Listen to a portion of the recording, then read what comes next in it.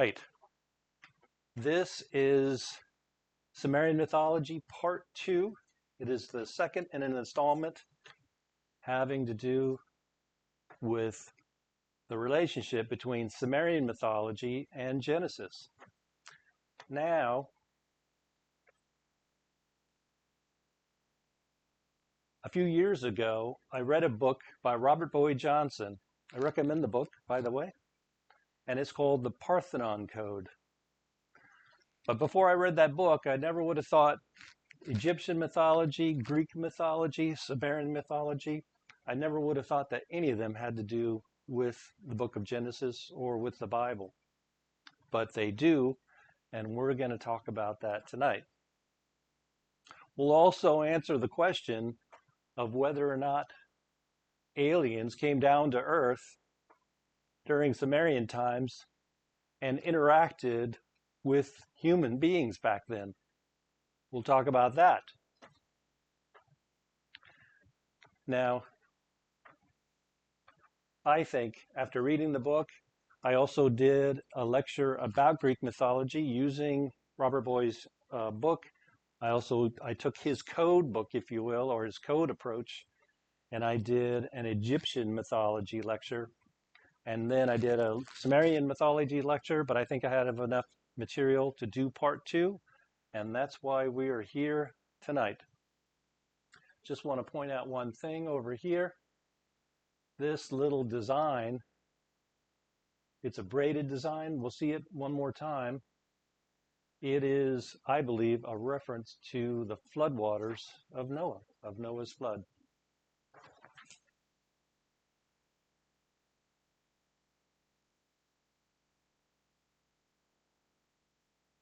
We'll talk about early Genesis. We'll take a look at the world map, and we'll talk about a few stories from around the world having to do with either God the Creator or Noah's flood.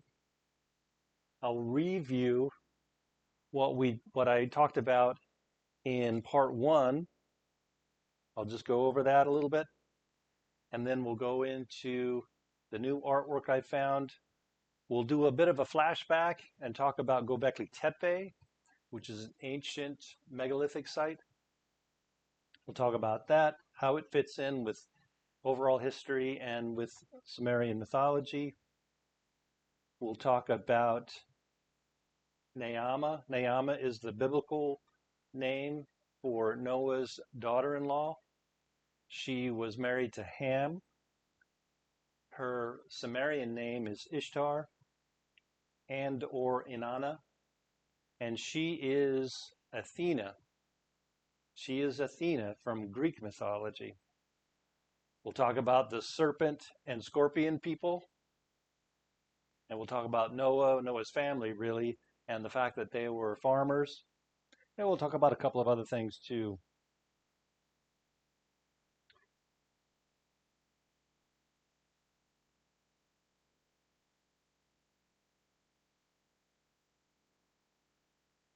All right. Now, most of you probably know early Genesis, but just as a review, in beginning, God created the heavens and the earth. He created Adam and Eve. Adam and Eve were in the garden that God had created. God gave Adam and Eve a command: don't eat from the tree of the knowledge of good and evil. They did eat from the tree of the knowledge of good and evil after being tempted by the serpent. Right? They were then thrown out of the garden, and that gate that went back to the Garden of Eden was protected by a cherubim. And cherubim are described in Ezekiel as being shiny. Just want to make a note of that. Later on, Cain slews Abel. After that, Adam and Eve had more children. Over time, they became corrupt. So corrupt that God sent a flood, the flood of Noah. After the flood, the ark landed on the mountains of Ararat. Today it is thought that it landed on Mount Ararat, which is also called Greater Ararat.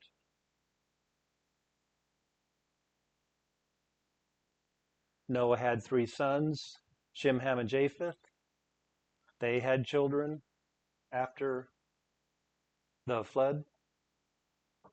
However, people weren't doing what God told them to do, which was to disperse and cover the earth, subdue the earth. So God came down and judged them again. He judged them again and confused the languages. Now Naamah, she is a descendant of Cain. She married Ham. You'll see him there in the list. They had a son named Nimrod, and he was a mighty hunter. I'm sorry, they had a grandson named Nimrod. He was a great warrior and a great hunter, and we're going to talk about him. Now, going from the old world into the new world, Noah, I believe, brought a library with him, and we're going to talk about that. And in between the Tower of Babel and the different nations that came out of that, like the Egyptians, the Sumerians, those were formed after the Tower of Babel, after they moved away from the Babel area. So, in early Genesis 1 through 11, all the nations of the earth, all their ancestries go back to the family of Noah. After the Tower of Babel, they scattered. I believe that only Shem took the library that Noah brought into the new world from the old world and passed that down through his generations. Otherwise, the other nations, they passed down early Genesis by word of mouth, right? When fathers tell their children, mothers tell their children, and then so on and so forth. Up here you see Sumer. Here's some artwork from Sumerian mythology. On the left, you can see this guy here. He actually looks quite a bit like a cherubim. If you read Ezekiel, you'll read about the cherubim. The cherubim have 4 wings. This guy here has 4 wings. And to be honest with you, it's not a bad representation of a cherubim. They were shiny.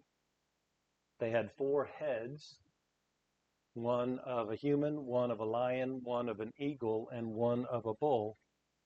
And as you can see there, they had 4 wings. That is Sumer. The Greeks remember the story of Genesis.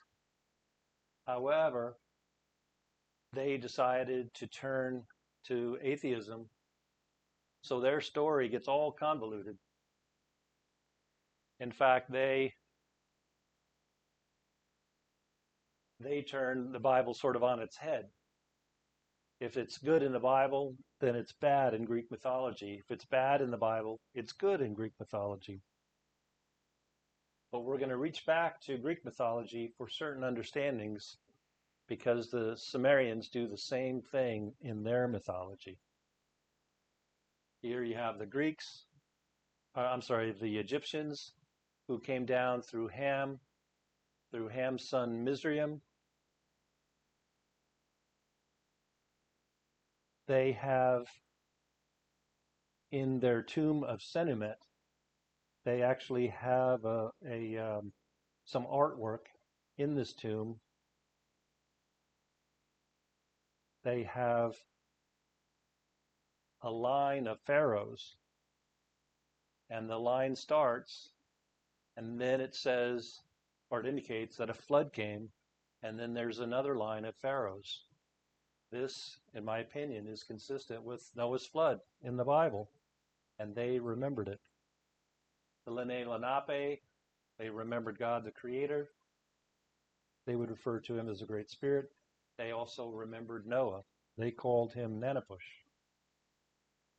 But you can look at my video or my lecture notes on our website if you want to look at those lectures about the Lene Lenape, the Egyptians, and the Greeks, if you would like. But anyway, Moses received documents down through the line of Shem.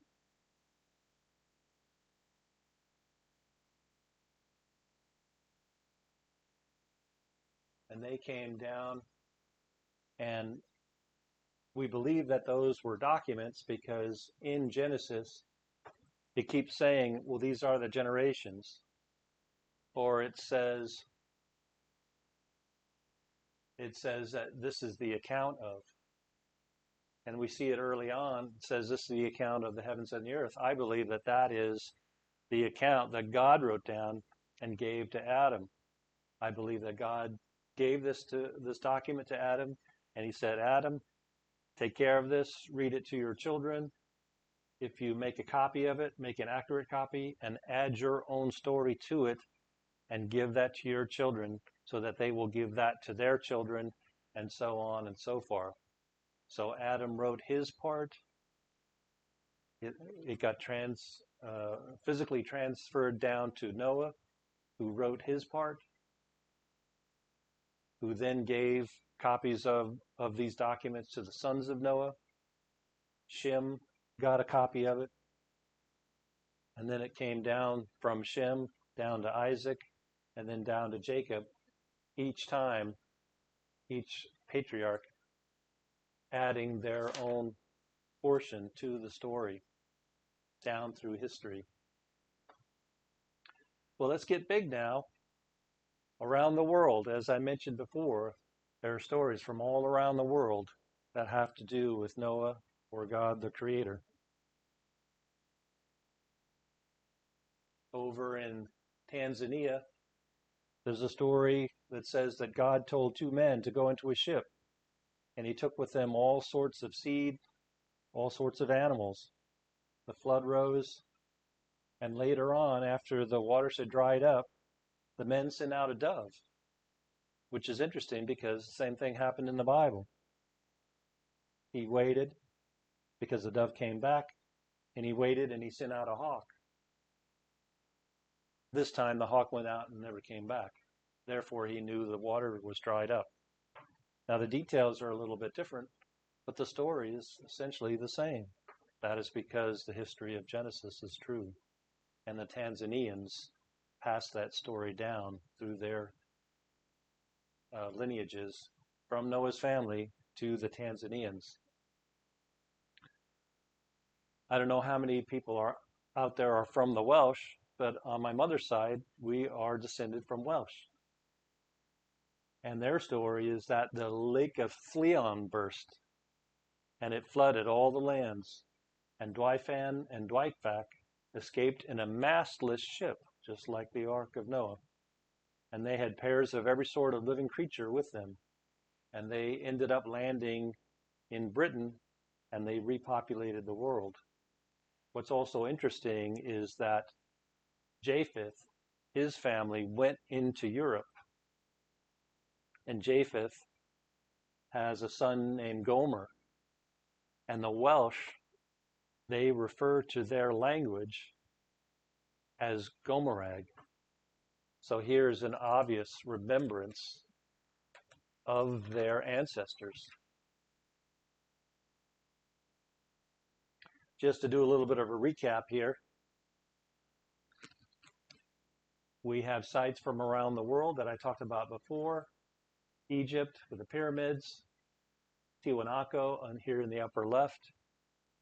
These sites and this Pumupunku, these exhibit some tremendous technology. The abilities of the people who built these structures was quite masterful.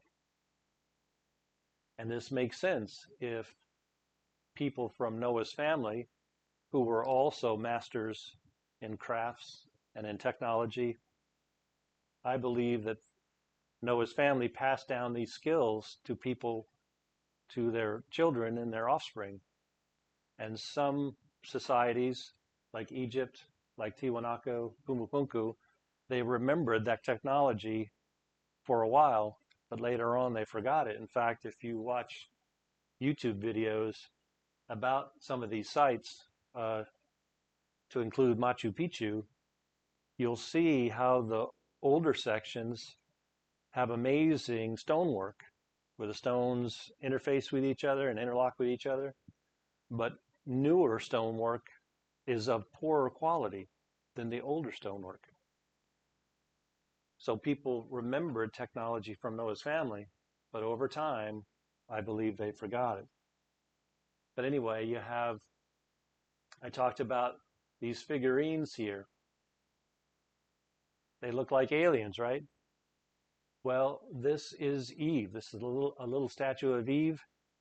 The Ubaidians, which is very early on in the Mesopotamia area, Ubaidians put these little statues in their graves. I think they were kind of like good luck charms for the afterlife, basically. And here you see a female. She's naked. In the one hand, she's got a baby. On the other, she's just standing there. But they have serpentine-like faces.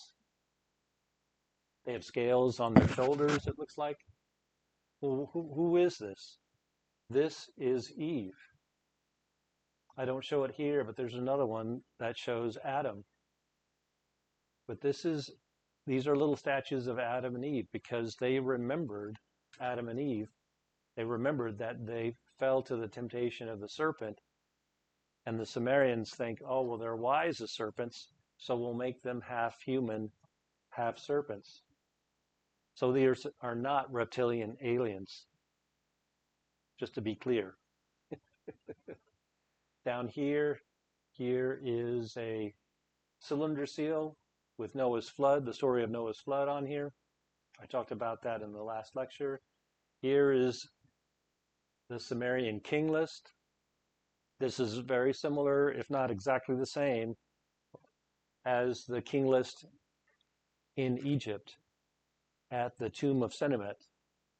It talks about kings before the flood, talks about the flood, and then it talks about the kings coming down from heaven to restart civilization. Again, totally consistent with Noah's flood in the Bible. Here we have a picture.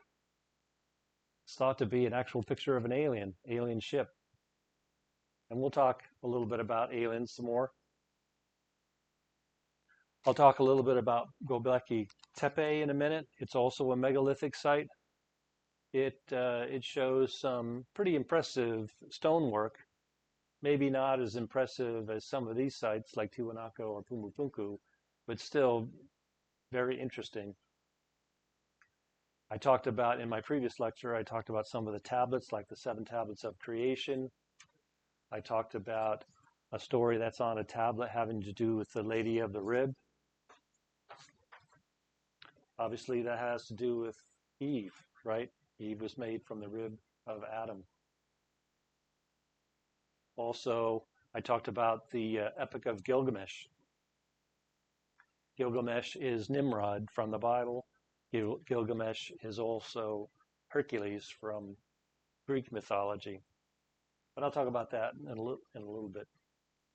The Sumerians called their ancestral home Ararat, or the Ararat region. I mentioned Gilgamesh, and they identify that area, that was where they came from, which of course makes sense. Actually, all people come from Noah's family, so all people come from the area of Ararat. Shem and Ham's descendants basically went south. Ham went southwest. Shem went basically southeast. And Japheth's descendants went north and west, north and then north and east.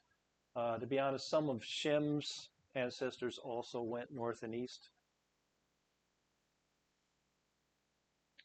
But here we have a map of the area. Here is basically Sumer or Mesopotamia. Mount Ararat is here. As you can see, it's labeled. Ur, I believe, is around here somewhere. Abraham was from Ur of the Chaldees. Israel is over here. Turkey is over in this area. Egypt is down here. Greece is over here. The Tower of Babel would be somewhere in here. I don't think they really know where the Tower of Babel is, I don't think, but it's over in here somewhere. Gobekli Tepe, which is what I'll be talking about here in a few slides, is from right about here. And then Lake Van, which I'll be talking about on the next slide, is right there. At near Lake Van, or near Van, in eastern Turkey, there is this doorway. And this is really interesting, because where does this idea of a doorway leading to nowhere, where does it come from? And I know of 5 of these kinds of gates or doorways from around the world. There's 2 in Turkey, there's 1 in Egypt, and there are 2 in Peru, on the other side of the world. And people will come here, or in the past, people would come here to make sacrifices or to pray or something like that, thinking that somehow gods would come back through here. Some people think that maybe these are stargates, that aliens will come back through.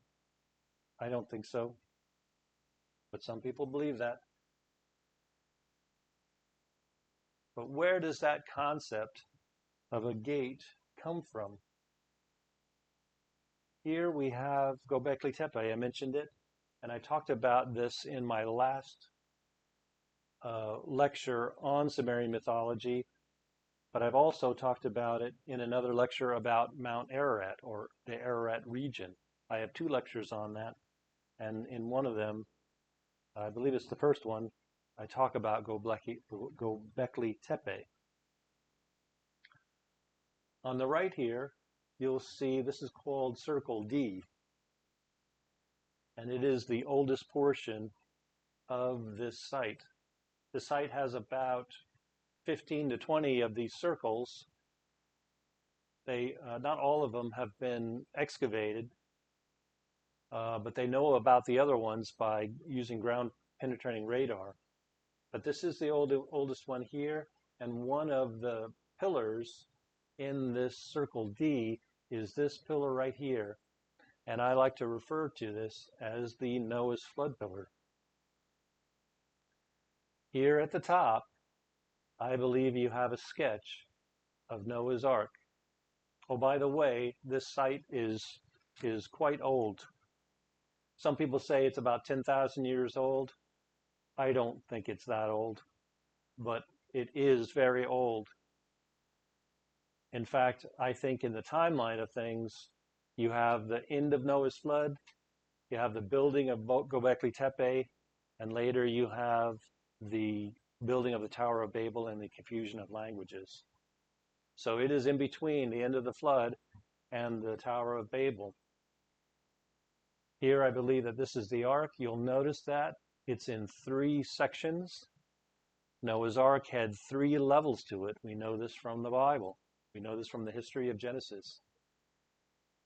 There's a bird here, there's a mammal here, and there's a frog here, a reptile.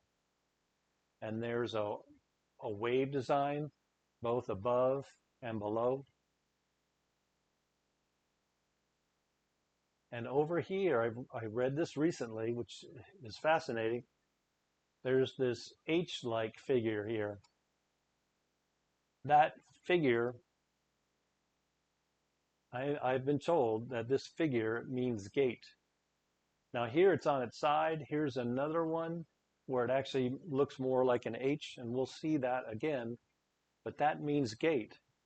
And that reminds me of Genesis chapter 8, verse 2. In the New International Version, the word floodgate is used.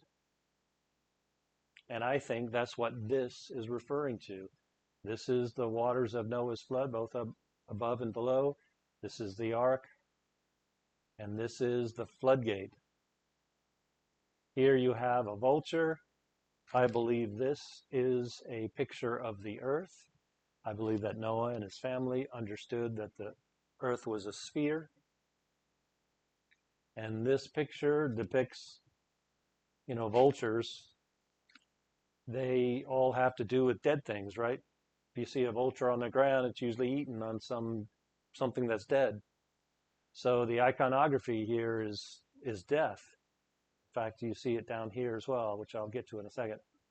But also over here, I think you see a sort of a rebirth, if you will. Small bird just hatched, a bigger bird, perhaps even a bigger bird here. You don't see the whole thing. And then the full-grown vulture here, holding the earth in its hand. Below that, you see a scorpion. Why a scorpion? Why is there a scorpion here? Well, something that I didn't know until recently is that 3,200 people die of scorpion stings every year. I did not know that.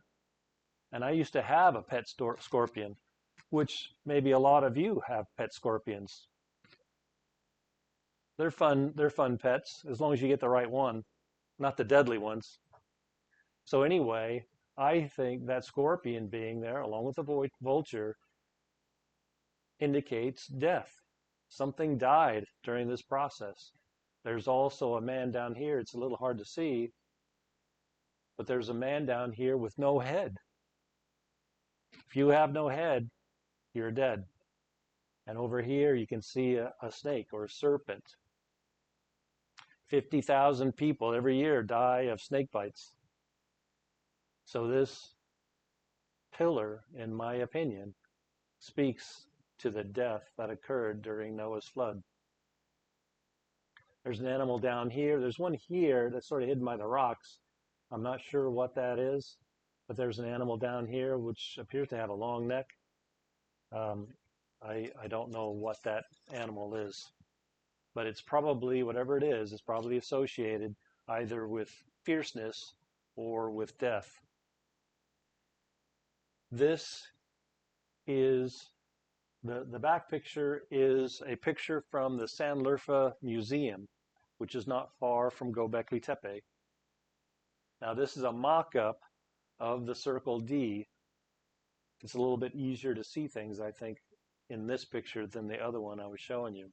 But you can see that there's two huge pillars in the center of this circle. I have some inlaid pictures here too to help with the details. But these two pillars, I believe, represent Noah. You can see how there's an arm. That's an arm here, by the way. You can see the hands in the front, sort of on their belly, on the person's belly. These are called anthropomorphic. In other words, they don't look just like humans, but they're there to represent humans. Here you can see a detail of the belt that goes around this pillar. And on that belt, you can see that H symbol, which means gate. And in my opinion, this is telling us that this is Noah who came through the floodgates from the old world into the new. Here is that gate symbol here as well. You could also see this sun and moon kind of iconography here. Now, why is that? Noah and his family, as I mentioned, they were very smart people. In my other lecture, I talk about a place called Karahunj. It is a megalithic astronomical site.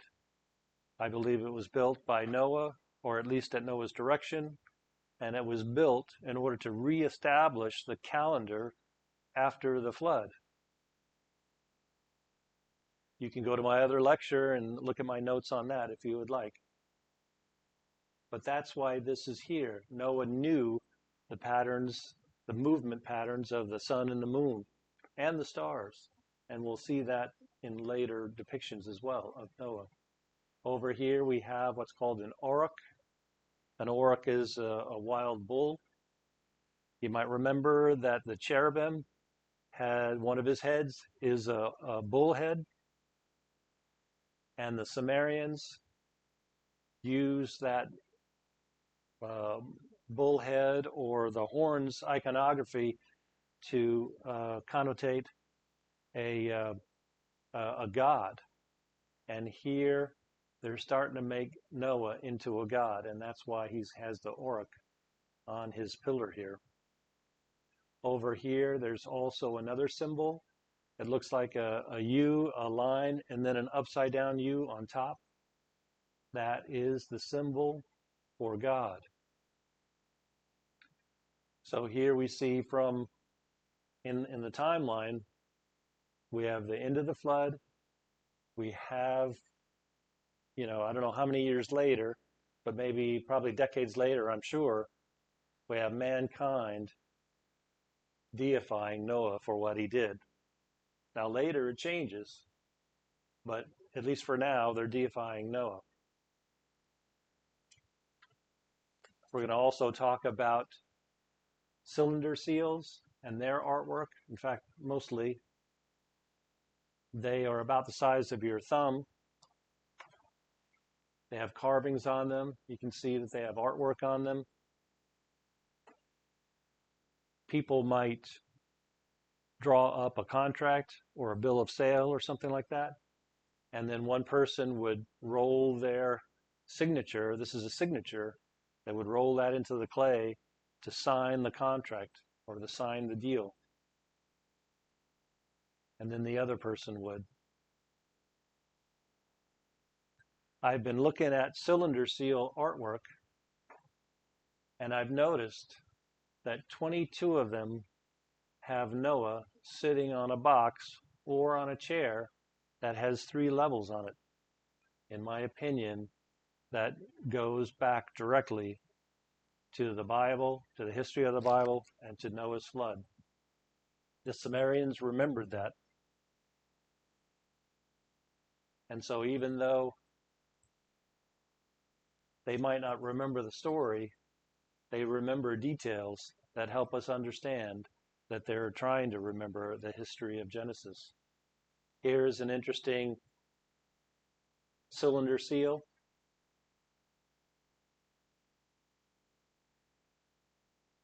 Here you have Noah on the left. He's shiny. The Sumerians have made him into a god. That's why he has these hats with the horns on them. All 3 of these guys do. Actually, well, he does do kind of. And in his hand, Noah has a saw, right? Noah built the ark. You have to build with wood with a saw. On his waist here, he has a package, I believe, of fruit from the tree of life. Because he obeyed God, because he is a God, they show him as having fruit from the tree of life. Here's a picture of Noah, I believe, in the old world.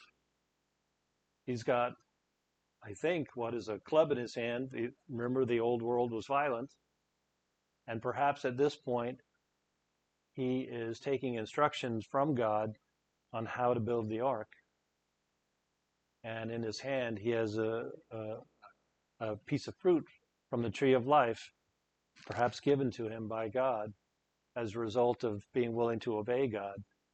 And here you can see how he's shiny. He has these shiny rays coming off of him. And then over to the right, we have Noah sitting on the ark here, and he's going through the floodgate. This guy over here is holding the floodgate. He's going from the old world into the new world, and you can see the waves going all the way around. This floodgate iconography, I believe, is what we're seeing at other spots where you have a doorway going to nowhere. This, I think, is the birthplace of that concept. It comes from the history of Genesis. It comes from the floodgates being opened up during Noah's flood. And it has to do with gods going through the gate from the old world into the new world. Pretty crazy, huh? I just saw this. This is made out of limestone. This is not a cylinder seal, but I thought this was interesting. As you can see, it's very old, and I think it might show Noah or one of his kids leading animals off of the ark.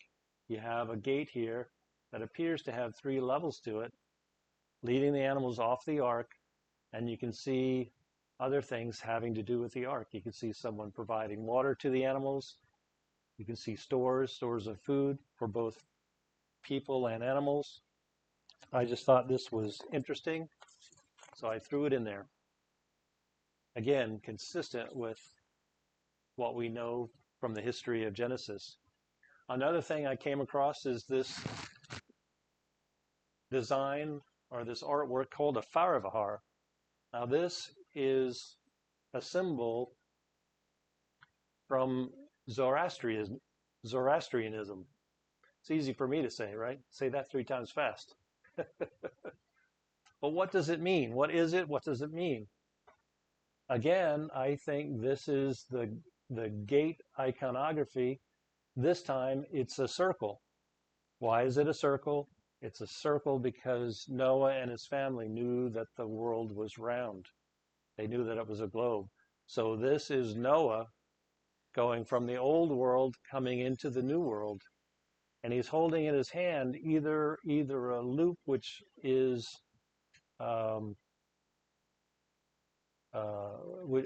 which annotates that Noah understands that the world is round, and he understands the heavens, like the sun and the moon, or it could possibly be a loop of rope, because Noah's family were dealing with animals on the ark, and when you deal with animals, a lot of times you use rope. So maybe it's that. But you also have wings here, and these wings have 3 layers to them. I think that goes right back to the 3 levels of Noah's Ark, both on the wings and on the tail. Not all of the Faravahars that I saw had these 3 levels of feathers. So maybe it's true, maybe it's not. I think it is, but that's just me. And these little guys here, ufologists think that this is a UFO, and this is landing gear. It is not. These are serpents coming out of the globe here. They are coming into the new world with Noah because Noah and his family brought an understanding. They brought the story of the serpent and the serpent's religion from the old world into the new world. Here is another version of the Faravahar where it's clear. You can see that these are serpents. They have their mouths open. But that's the thing. That's the thing. Just as in Greek mythology, the serpents are deified. They are lifted up. The same thing happens in Sumerian mythology. In fact, here we have a kind of a sad picture. Here you have the 3 sons of Noah, and one of them is turning to the serpent's religion. The serpent's religion would be atheism or humanism, and the other 2 brothers are trying to coax him back to believing in God the Creator. Here we have one brother standing in front of what I think is, I guess, a representation of the ark with its 3 levels. Here we have one of the strangest pieces of artwork that I've encountered in this Sumerian artwork. What is it? Did aliens come down to Earth to modify humans to make them into scorpion people or serpent people? No, that's not what's going on. But we have a very interesting piece of artwork here. This is Noah I know that it's Noah, or I believe that it's Noah, because he has animals coming out from behind him. He is the one who brought the animals from the old world into the new world. This is Ham. This is one of Noah's sons. He is Ham because he has Ishtar's wings on his back. We're going to see a picture of Ishtar with wings on her back here in a couple of slides. He also has a scorpion on his hand. He's also partially turning into a serpent. This, I believe, is Japheth over here. He's almost fully serpentine. He's almost fully committed to the serpent's religion. And over here would then be Shem. He is holding scripture. He is holding a scroll here. And that's why I think he is Shem. He's the one who brings the scrolls into his generations, his children, all the way down to Moses, even though the Sumerians wouldn't know that at this time. But why do they have scorpions on their hands? In this artwork, the Sumerians are beginning to blame Noah and at least one of his children of killing the pre-flood world. And so they're turning on Noah. Even though they still recognize that he's a god, he's got his helmet with horns on them, they're starting to blame him for killing the pre-flood world. Here is a cylinder seal. This is another famous one. Some people believe that this is our solar system. It is not. It is a star constellation. This is the symbol for a star in Sumerian mythology in their artwork. The sun actually looks different than this in their artwork. But what's going on here? As I described in the previous lecture, Noah is sitting here on the ark, or on a chair in this case, with 3 levels underneath. Here are waves, again associating the scene with Noah and his family. And what is he doing? He's providing farming technology to his son, who is deified, and to another guy here, who is probably just an ordinary citizen. He provides the plow, he provides the planter. And here this guy looks like he's grown something, and it's grown out of his back here, indicating that he's restarting planting and growing in the seasons in the new world. Here is another cylinder seal, essentially showing something very, very similar. Here you have Ishtar this time, though.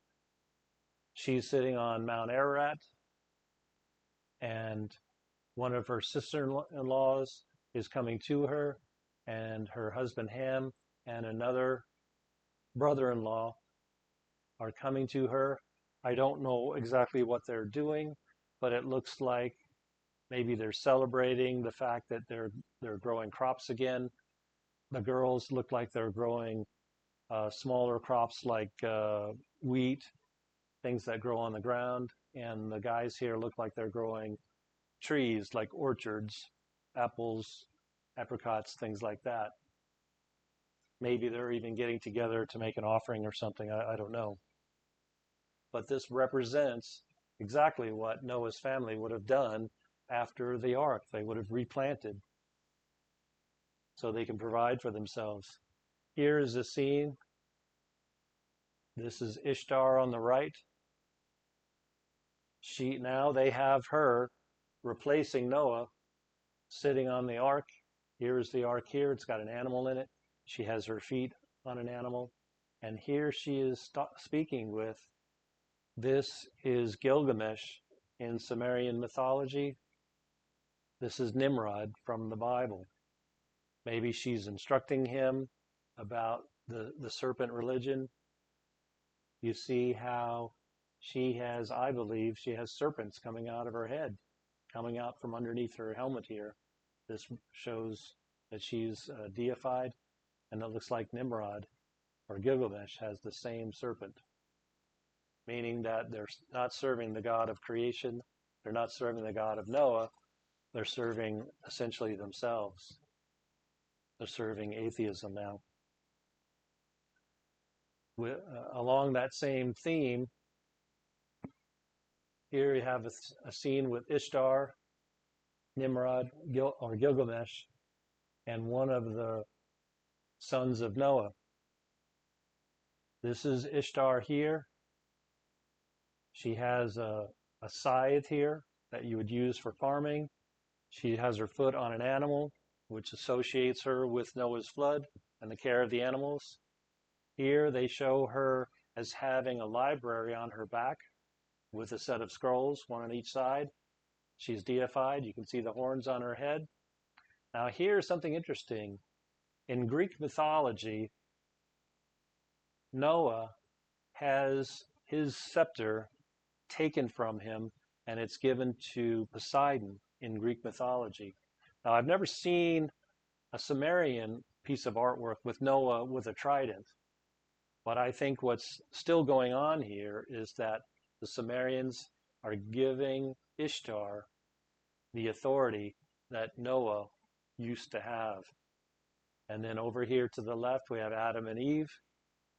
They are naked and unashamed. Here is Nimrod or Gilgamesh, and he is wrestling with one of the sons of Noah, one of the brothers-in-law of Ishtar, saying, we are going to follow this new serpent religion. You know, don't bother us with your God of creation.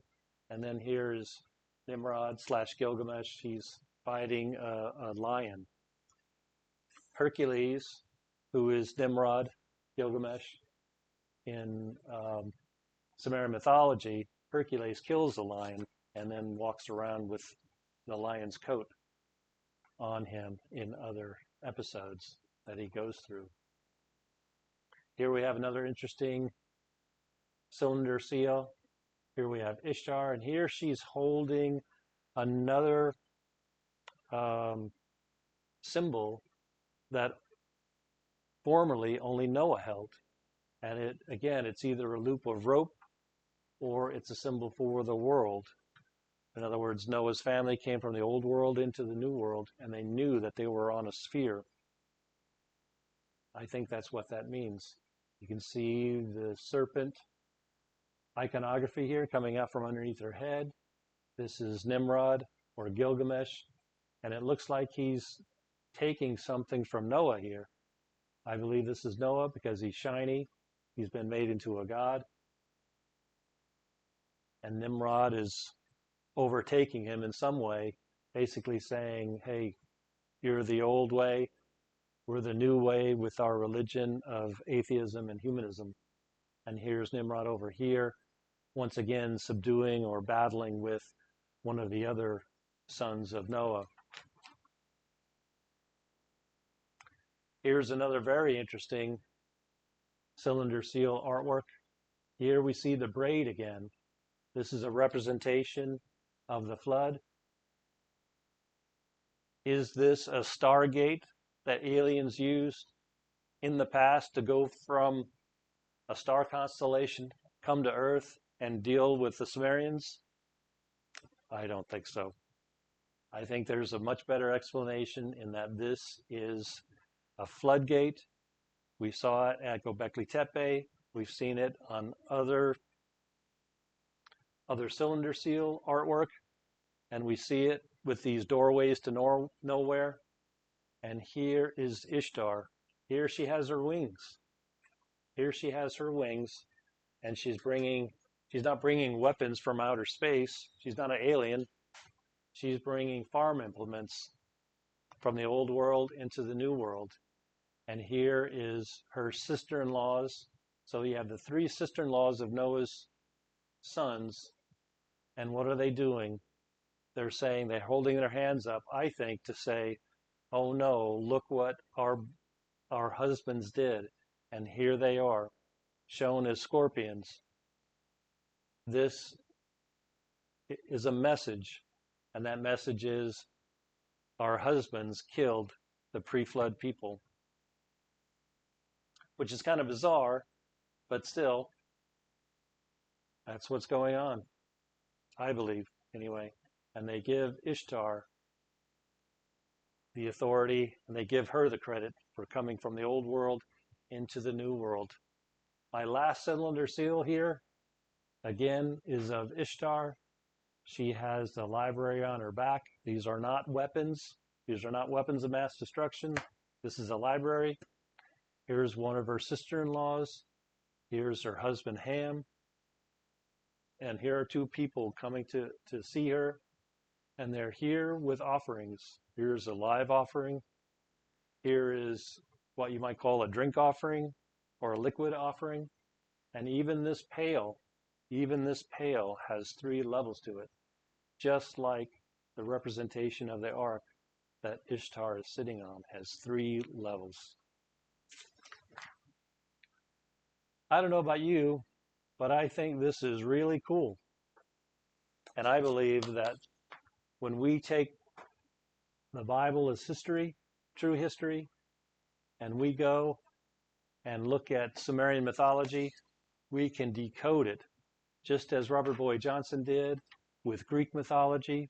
We can decode Sumerian mythology with a literal history of God's Word, and it is what provides the proper framework for understanding Sumerian mythology. And what did the Sumerians do? They remembered the flood. They remembered the ark. They even remembered that it had 3 levels to it. They remembered Noah. They remembered Ishtar. They remembered Noah's sons. They remembered Nimrod, who they call Gilgamesh. They remembered that Adam and Eve fell to the temptation of the serpent. And unfortunately, they ended up worshiping the serpent instead of worshiping the God of creation, instead of worshiping the God that brought their family through the flood into the new world. It is my hope that all of you trust that the Bible is true also, just like I do. I can tell you I get such peace in my mind and peace in my heart doing these lectures and learning more and more about how the history of Genesis is literally true. And we can see that evidence.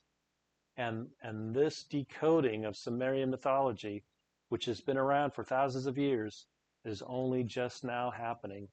And it's the miracle of the history of early Genesis that is doing that. It is my hope that you believe that the whole Bible is true, and that you have Christ Jesus in your heart, and that we'll all be in heaven someday. Hopefully we'll see each other before then, but to those of you I don't know, I hope we'll see you in heaven. Well, that is my lecture.